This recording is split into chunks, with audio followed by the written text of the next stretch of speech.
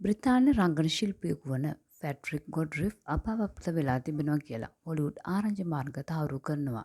මේ යන විට මේ අපූර්ව කලාකරුවා 93 වන වියේ පසු වුණා. ඔහුගේ නියෝජිත ආයතන නිවේදනය කරලා තියෙන්නේ තමන්ගේ පවුලේ අය වට කරගෙන ඉතාම සාමකාමීව තමන්ගේ නිවසේදීම ඔහු අවසන් හුස්ම හෙළුවා කියලයි. තරුණ මහලු භේදයකින් තොරව කවුරුත් ආදරය කරපු එවර් ආෆ්ටර් චිත්‍රපටයේ ලියනාඩෝ ඩා වින්චිගේ චරිතය පනපෙව්වේ මෙන්න මේ අපූර්ව නළුව තමයි. ඒ විතරක් නොවේ ලෝක ප්‍රකට නිර්මාණ වන ඔලිවර් ට්විස්ට් වගේම අතිශය ජනප්‍රිය සයන්ස් ෆික්ෂන් කතා මාලාව වන ඩොක්ටර් හූ හරහත් ඔහු තමන්ගේ විශිෂ්ට රංගන දායකත්වය ලෝකෙටම පෙන්නුවා. 1956 අවුරුද්දේ වගේ ඈත අතීතයේ රේඩියෝ නාට්‍යවලින් තමන්ගේ ගමන පටන් ගත ෆැඩ්‍රික් අවුරුදු 70කට ආසන්න කාලයක් සිනමාව, ටෙලි නාට්‍ය වගේම වේදිකාව වෙනුවෙනුත් තමන්ගේ මුළු ජීවිතෙම කැප කරපු කෙනෙක්. හොලිවුඩ් ක්ෂේත්‍රයේ අය ඔහු හඳුන්වන්නේ ඕනෑම චරිතයකට උපරිම සාධාරණයක් ඉටු කරපු සැබෑ වැඩකාරයෙක් විදියටයි. ඔහු අපෙන් සමුගතත් ඔහු රඟපෑ ඒ අමරණීය චරිත හැමදාමත් ලෝක සිනමා රසිකයන්ගේ හදවත්වල ජීවත් වෙනවා.